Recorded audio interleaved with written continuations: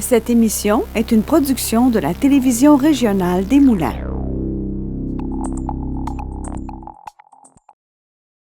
Aujourd'hui, au bulletin, entrevue avec la députée bloquiste Monique Posé, la chronique sport avec Charles-Émile Roger et Barthélémy Lessard, et André Saint-Georges quitte son poste de directrice générale de Culture Lanaudière après 18 ans. Je suis Charles Lantier et bienvenue à votre bulletin d'actualité régionale.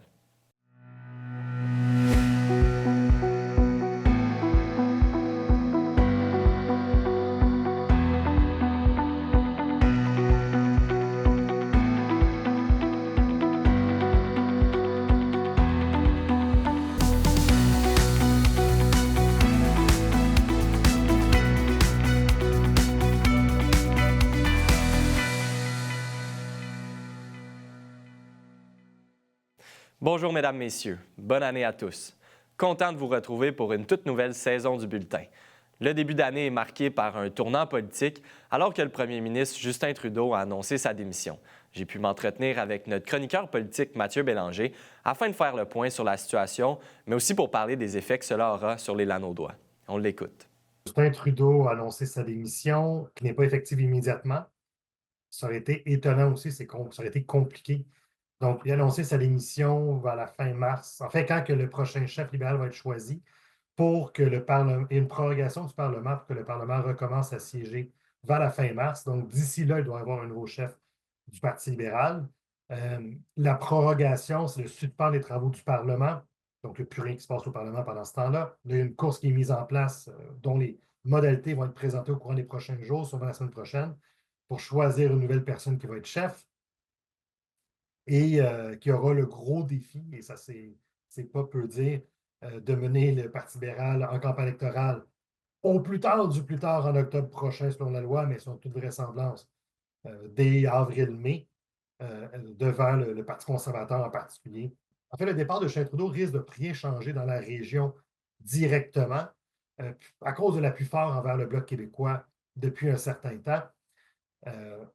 Et d'autant plus que là, si on se fait au sondage, si la situation en particulier du Parti libéral demeure la même et du Parti conservateur aussi, bref, si les astres demeurent alignés comme ils le sont, le scénario plausible, probable, le terme me semble encore fort, mais très plausible, c'est qu'au lendemain des prochaines élections, le Bloc québécois forme l'opposition officielle, donc soit le deuxième parti politique le plus fort en termes de nombre de députés du pays, devant le Parti libéral, devant le NPD, évidemment le Parti vert du Canada aussi.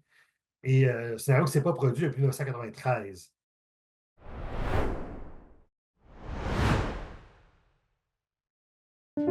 Vos dons à l'Association des amputés de guerre ont un effet durable sur la vie des personnes amputées. Votre soutien leur donne accès aux prothèses nécessaires pour les activités quotidiennes et à des ressources qui leur permettent de mieux vivre avec leur amputation. En bénéficiant de nos programmes, les personnes amputées progressent vers l'autonomie. Sans vous, rien de tout cela ne serait possible. Pour en savoir plus sur la portée de votre appui, visitez le amputédeguerre.ca. Du nouveau à TVRM. Regardez toute la programmation en continu sur tvrm.ca/en direct. Que vous soyez fan de musique, de culture ou d'actualité, ne ratez pas cette chance de suivre les événements et les personnalités de votre région.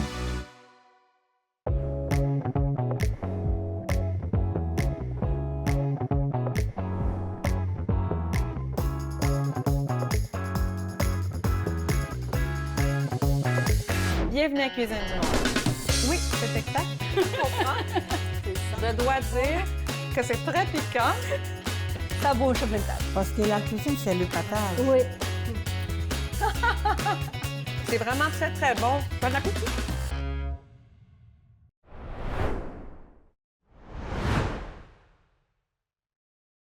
Afin de faire le bilan de la dernière session parlementaire, mais aussi pour parler de la démission du premier ministre Justin Trudeau, je reçois en studio la députée du Bloc québécois dans Repentigny, Monique Posé. Bonjour, Madame Posé. Bonjour, M. Lantier. Tout d'abord, êtes-vous en mesure de me faire un bilan de la dernière session parlementaire? Et là, je vous dirais que mon bilan va se résumer à pas grand-chose et je vous explique pourquoi.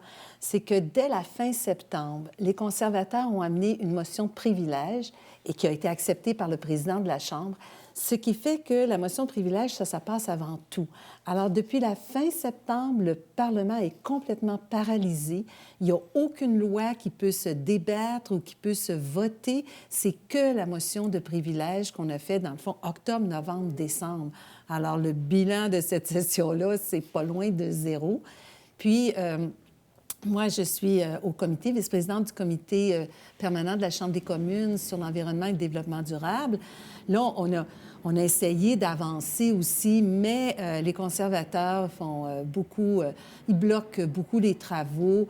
On a réussi quand même à amener certaines choses, mais il faut y aller de stratégie, il faut essayer d'être la première à parler. C'était pas évident.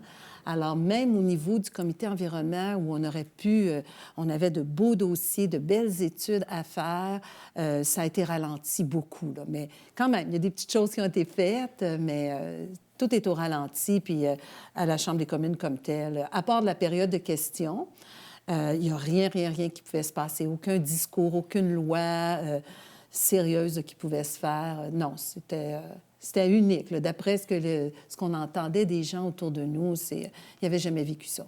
Donc, peu d'avancement et quelques changements aussi là, par rapport aux différentes personnes qui, dans le fond, les gens ne pouvaient pas se faire entendre nécessairement et au final, peu d'avancement, c'est ça? Exactement. Tu sais, des projets de loi comme nous autres, notre projet de loi où on tenait beaucoup, il ne restait qu'une étape à faire par rapport au projet de loi pour les aînés.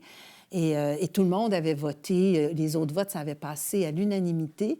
Et là, parce qu'il y avait ça, on n'a pas pu se rendre jusqu'au bout. Et là, coup d'éclat, mais on pouvait le prédire un petit peu, la démission dans les derniers jours de Justin Trudeau. Quelle est votre réaction par rapport à cette annonce-là? Bien, M. Trudeau a fait la bonne affaire. Il a fait ce qu'il devait faire. Malheureusement, j'ai le goût de dire qu'il l'a fait un peu trop tard. Il aurait pu, là, déjà au début de l'automne et même avant, il y avait de la grogne du côté des députés libéraux. Il y avait on voyait les sondages aussi où le Parti conservateur montait. Les gens demandaient à M. Trudeau de laisser sa place pour qu'un successeur puisse avoir le temps de se faire connaître. Non, il est resté malgré tout. Et là, bien, finalement, avec la démission de Mme Freeland en décembre, avec aussi les caucus de l'Ontario, du Québec et des Maritimes qui, pendant le temps des fêtes, lui ont dit, regarde, c'est fini, là. Alors, il n'y avait plus de choix. Et c'est ça un petit peu qui est dommage. Il l'a fait, fallait qu'il le fasse, mais je pense qu'il aurait dû le faire bien avant. Et là, on le sait, vous n'allez pas vous représenter pour un autre mandat, mais restez-vous optimiste pour la suite des choses? Bien, là, c'est sûr que là, il y a la prorogation. Là, ça veut dire qu'encore une fois, il n'y a rien qui va se passer au Parlement. Fait que ça, moi, je veux dire, justement, pour mes derniers mois de mandat, j'avais des choses que j'aurais voulu mettre de l'avant, particulièrement dans le comité, que ça arrive à la Chambre des communes. On avait un projet de loi qui avait été déposé par le gouvernement sur la biodiversité, mais il y avait énormément d'amendements à y amener. Donc, moi, j'étais prête à travailler. Et là, je ne peux plus travailler. Il n'y a plus rien qui va se passer. Les comités, ça n'existe plus. Le Parlement n'est plus là, tu sais. Donc, comment je vois la fin de mon mandat, finalement, c'est que j'avais quand même des demandes qui étaient faites auprès de certains ministres. Ministre des Ressources naturelles, j'avais une demande bien précise. Je l'ai relancée avant Noël. Alors, ils sont quand même toujours là. Ils sont quand même toujours ministres. Alors, je vais continuer à faire mes démarches pour faire avancer ce dossier-là. J'avais une demande aussi par rapport au ministre de l'Environnement et le ministre des Finances. Mais bon, Mme Freeland n'étant plus là, je vais donner quelques semaines à M. Leblanc. Mais je tiens à avoir ces réponses-là. Alors, moi, mon travail, il va continuer de cette façon-là, aller harceler, entre guillemets, mais à toujours revenir, à avoir les réponses. Parce que, vous savez, nous autres, le Bloc québécois, on travaille beaucoup avec les groupes. En culture, ils travaillent avec les groupes en culture, moi en environnement, avec les groupes en environnement. Et les groupes environnement, donc, suivent mes travaux de près, sont contents de ce qui est fait, sont contents qu'ils vont avoir une réponse. Et là, il n'y en aurait pas. Alors, mon devoir, là, c'est de continuer de travailler à avoir les réponses à mes questions avant le déclenchement des élections. Je vous remercie beaucoup, Mme Posé, de votre passage en studio, puis on souhaite que le tout se rétablisse le plus rapidement, et bonne fin de mandat aussi. Merci beaucoup.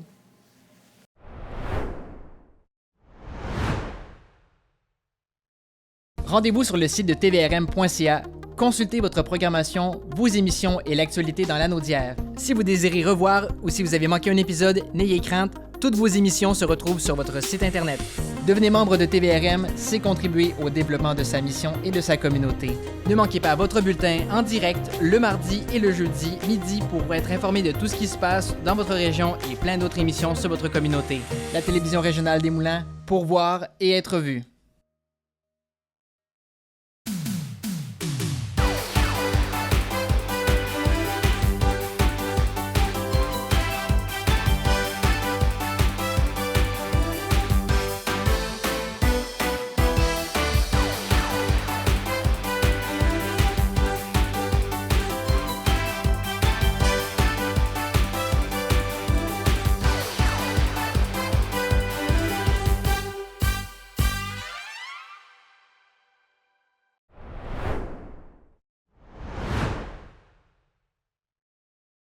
Pour la première chronique sport de l'année, j'ai le plaisir de retrouver mes collaborateurs Charles-Émile Roger ainsi que Barthélémy Lessard. Bonne année, messieurs. Bonne année. Tout d'abord, mouvement de personnel chez les Prédateurs de Joliette. Oui, donc en fait, les Prédateurs de Joliette qui ont procédé à un mouvement de personnel au niveau de l'entraîneur-chef la semaine dernière. Donc, il s'agit d'André Lachance. Il a récolté sa première victoire le 6 janvier dernier, donc à la barre d'entraîneur-chef. Sa première victoire en tant qu'entraîneur-chef. Puis l'autre entraîneur-chef donc François-Olivier Parent, il est rendu entraîneur adjoint donc chez les Prédateurs. Puis il va aussi, le nouvel entraîneur-chef va aussi porter le titre de directeur général pour le reste de la saison. Donc c'est une bonne nouvelle, je pense, pour les Prédateurs de Joliette qui avaient besoin d'un renouveau parce que c'est encore une saison qui est très difficile. On est dans les 2-3 dernières équipes de la Ligue. Donc on espère un renouveau avec ce nouvel entraîneur-chef-là. Parfait. Junior 3 aussi, toujours dans la même rubrique. Les Cobras de Terrebonne, plusieurs transactions ont été conclues. Oui, en effet. Donc, même, on a les Cobras qui ont acquis les droits du défenseur Antoine Michaud et un choix de conditionnel de 3e ronde en 2025 des Flammes de Gatineau. Donc, ça va acheter de la profondeur à la défense chez les Cobras. Ils ont aussi mis la main ils ont transigé aussi le défenseur Jasmin Tremblay avec un choix de 3e ronde pour aller chercher le défenseur Antoine Michaud. Donc, je pense que c'est des changements intéressants pour les Cobras qui ont quand même une saison moyenne, donc on joue à peu près pour 500. Puis sinon, les Prédateurs aussi ont fait les transactions. Donc, ils ont acquis Benjamin Côté, défenseur de 18 ans, en un choix de 10e ronde en 2026 avec les Panthères de Saint-Jérôme. Donc, 2 défenseurs qui ont été transigés dans les formations de la Nodière. Je pense que ça peut être intéressant. Sinon, Barthélémy, voulais-tu ajouter quelque chose? Oui, bien, comme il a dit Charles-Émile, les Cobras ils ont ajouté beaucoup de défenseurs, eux qui ont été chercher aussi un coach un peu plus tôt en novembre pour former les défenseurs. Donc, je pense que ça peut amener beaucoup plus de solidité vers la défensive, puis peut-être ajuster la fiche dans une victoire un petit peu plus positive. Ouais. Sinon, du côté de la LHJMQ, défenseur Thomas Lavoie, nommé dans l'équipe de la semaine. Oui, bien, Thomas Lavoie, lui qui vient de Repentigny, a connu toute une semaine dans la LHJMQ. En 6 matchs, il a fait 2 buts, 4 passes pour 6 points avec une fiche de plus 3. Cette saison, en 2024-2025, Thomas Lavoie, en 33 matchs, a 9 buts, 22 passes pour 31 points avec une fiche de plus 1. Ce qui m'a amené à faire une petite recherche pour une amélioration offensive de sa part. Thomas Lavoie, dans sa première saison en 2022-2023, avait fait 59 matchs pour 2 buts, 14 passes, 16 points avec une fiche de moins 39. À sa deuxième saison, en 2023-2024, il a été à 65 matchs pour 3 buts, 21 passes à 24 points. Donc, c'est déjà un total de 8 points de plus, en plus d'avoir une fiche de plus 4. Donc, au lieu d'être dans le négatif, il était déjà dans le positif. Donc, on peut savoir qu'il a amené du changement à son style de jeu, puis qu'il a été plus fiable défensivement, tout en ajoutant aussi une amélioration offensive. Il est très bon là, cette année. Il est presque, en fait, il a quasiment 1 point par match. Donc, pour un défenseur de son gabarit, en plus, parce que quand même un gars qui est fait gros, c'est excellent pour de vrai. Oui, bien justement, il y a une projection que j'ai essayé de faire un peu des calculs qui me disait qu'en 65 matchs, il était pour faire 18 buts, 43 passes pour 61 points avec une fiche de plus 2. Rappelons que Thomas Lavoie il a été repêché par le Utah Hockey Club, 89e au total dans le draft de 2024. Donc, ça aspire à être peut-être un vol, justement, de Utah pour Thomas Lavoie qui, on va espérer l'année prochaine, aller dans la AHL puis poursuivre sa carrière dans la NHL. Donc, un espoir à surveiller. Du côté du baseball, un Terrebonnien qui a été recruté par une université américaine. Oui, bien, c'est l'histoire d'Alexandre Laurence, 18 ans, qui part étudier justement aux États-Unis. Celui qui jouait justement en Alberta dans une ligue de baseball semi-pro.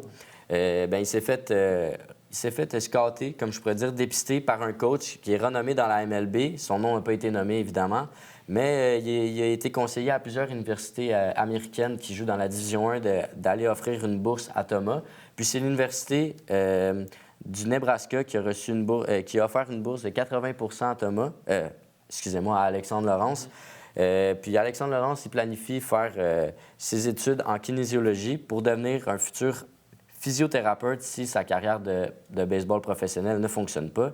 Puis Alexandre, il a comme pour objectif, bien évidemment, d'évoluer dans la MLB.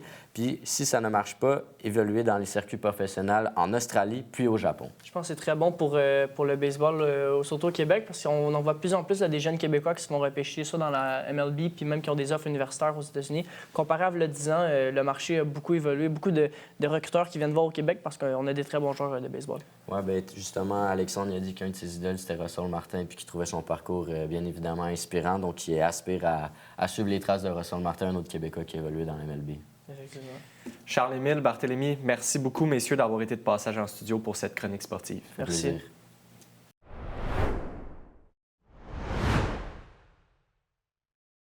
Du nouveau à TVRM. Regardez toute la programmation en continu sur tvrm.ca/en direct. Que vous soyez fan de musique, de culture ou d'actualité, ne ratez pas cette chance de suivre les événements et les personnalités de votre région. Bonjour, je m'appelle Jeanne.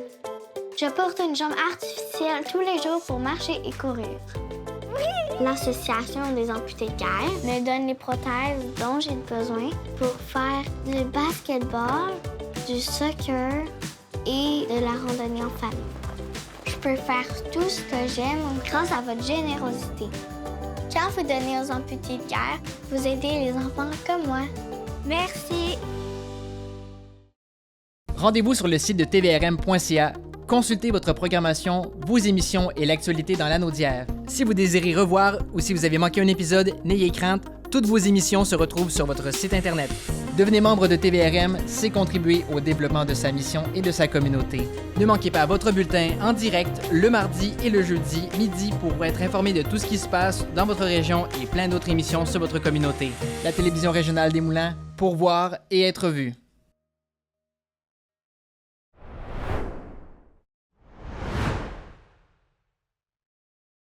Donc, pour cette entrevue, nous avons le plaisir de recevoir Andrée Saint-Georges, directrice de Culture Lanaudière. Bonjour. Bonjour, Charles.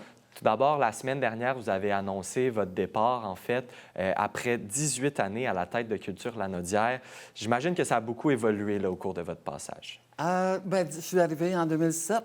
Donc, quand je suis arrivée, Culture Lanaudière était peu connue. Avec un conseil d'administration qui était vraiment extraordinaire, on a cheminé pour avoir pignon sur rue au centre-ville à Joliette. Par la suite, on a beaucoup travaillé à la gouvernance stratégique, entre autres sous la présidence de Ghislaine Boursier. Ghislaine qui croyait beaucoup au fait qu'on soit reconnu parce que c'est la professionnalisation. On voulait toujours montrer l'exemple. Donc, on a été reconnu le premier organisme culturel du Canada avec gouvernance stratégique. Et ça a été un passage vraiment extraordinaire parce que ça l'a permis de consolider encore plus un conseil d'administration beaucoup plus petit, mais beaucoup plus engagé, encore beaucoup plus présent dans l'ensemble du développement. Après ça, l'autre grande période, c'est Jean-Pierre Corneau, à ce moment-là, le président, on a fait entre autres la boutique en ligne, le 4673.ca, qui est un projet qui est parti de rien. Donc, par l'embauche de stagiaires en informatique, de pouvoir commencer à le travailler pour en arriver à un poste à temps plein en informatique pour s'occuper, entre autres, de la boutique et de nos sites Internet, évidemment. La boutique va avoir, est en 18, donc elle va avoir 8 ans au printemps. Donc, on est très contents. Elle prend son envol. On n'était pas connus du tout, mais on a fait quand même des ventes à l'ensemble du Canada. Là. On couvre le Canada complet. Et finalement, avec mon nouveau président Claude de Grandpré, on travaille à l'Anaudière à l'heure actuelle, qui est un projet de professionnalisation qui couvre le cycle complet des arts visuels qui part de la recherche, l'exploration, création, production, diffusion, commercialisation. Donc, c'est le cycle complet sur lequel on travaille pour aider nos artistes. Vous avez beaucoup innové. D'ailleurs, vous êtes devenu le premier organisme culturel attesté en gouvernance au Canada. Qu'est-ce que ça représente? Bien, ce que ça représente pour nous, c'est un engagement. C'est-à-dire qu'à chaque année, il y a une formation des administrateurs. Il y a 4 comités de gouvernance qui doivent se réaliser à chaque année. Donc, on suit cette tradition-là à chaque année pour continuer à apprendre à avoir la meilleure gouvernance possible, si l'on veut. Et c'est venu créer une forme de notoriété importante, je crois, et sur le sérieux de l'organisation. Donc, les administrateurs qui viennent, ils savent qu'ils s'engagent dans un volet de gouvernance stratégique. Et au travers de ces années-là, vous avez dû en rencontrer des gens de la scène culturelle régionale. Oui. Oui, la liste est longue. Mais je dois vous dire que le moment le plus précieux où est-ce qu'on rencontre ces gens-là, que ce soit des personnalités connues, des personnalités moins connues, des artistes en émergence, c'est le gala des Grands Prix de la culture. Donc, depuis 2008, que moi je l'ai fait, on a toujours un président d'honneur. Donc, le président d'honneur est un artiste connu, généralement, qui vient présider la soirée où on va l'honorer. Donc, ces personnes-là ont un lien avec nous que l'on développe, évidemment, et on remet entre 15 et 18 prix par année à des lauréats. Donc, il y a tout un processus de mise en candidature. Il y a un jury hors région qui choisit les lauréats et on fait un magnifique gala en septembre, généralement. Donc, c'est une belle façon de pouvoir les rencontrer. Et on a un temple de la renommée. Donc, entre autres, on a le trophée Le Charlotte. Le Charlotte en honneur de la région de la Naudière, parce que la Naudière, c'est le nom de famille de Marie-Charlotte Taillant-Torieux de la Naudière. Donc, et là, on l'a remis à notre roi. Il y a Yves Lambert qui l'a reçu en 2015. On a, bien sûr, en posthume, Carl Tremblay qui l'a reçu cette année. Marie-Annick est venue le chercher. Et M. Urtubise, qui est un artiste en art visuel, Jacques Urtubise, qui a reçu aussi ce grand prix. C'est comme vraiment ce qui vient couvrir une carrière vraiment exceptionnelle. Puis bien sûr, tous nos présidents d'honneur sont intronisés aussi. Puis on a aussi la catégorie des bâtisseurs. Donc, beaucoup d'accomplissements au cours de votre carrière à la tête de Culture Lanaudière. Et là, aujourd'hui, vous avez senti que c'était l'heure de la retraite. Oui, ça fait une année que je le dis, personne ne me croyait. Bon, mais ça fait une année complète que j'en parle. Je pourrais continuer parce que j'adore ce métier-là.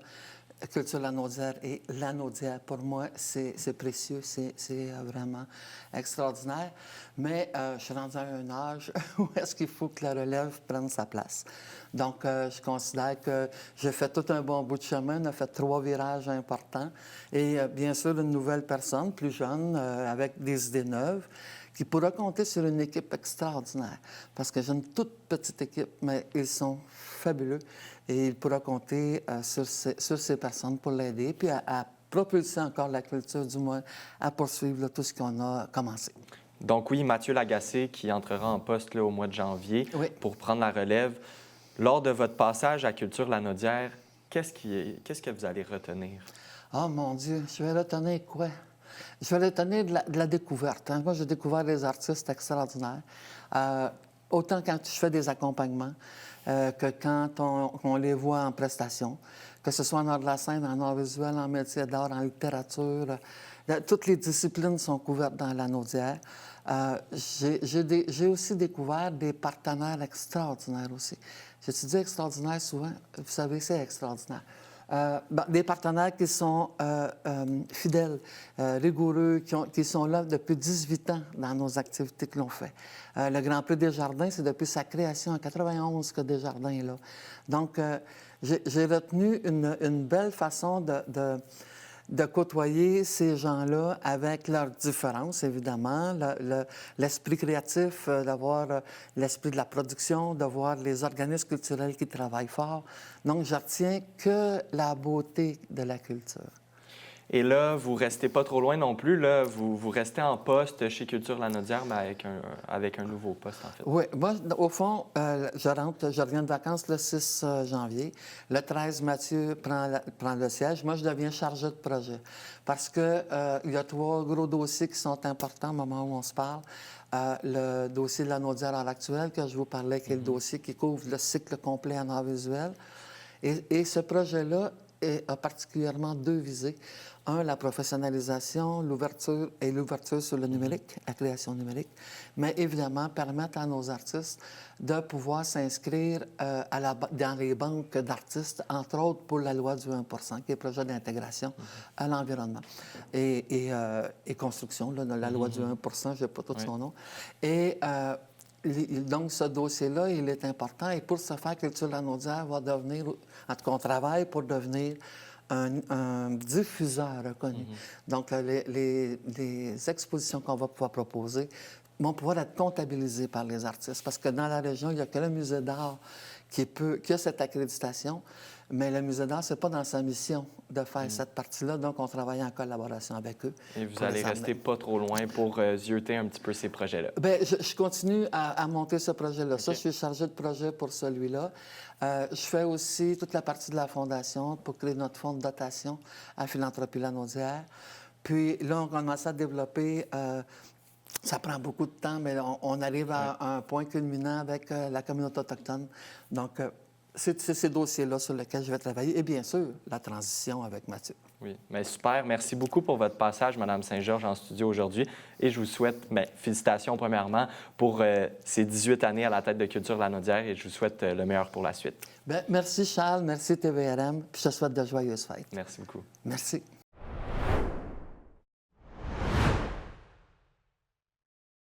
Le 4 janvier dernier, la communauté s'est rassemblée afin de rendre un dernier hommage à la grande dame qui était Darlie Pierre-Louis, décédée subitement en décembre dernier à l'âge de 55 ans. Plus de 500 personnes se sont réunies au pavillon du Grand Coteau à Mascouche pour honorer la mémoire de Mme Pierre-Louis, qui était conseillère municipale à Mascouche, mais aussi impliquée dans diverses sphères de la société, dont l'entrepreneuriat et le milieu communautaire. Le tout selon les informations de la revue.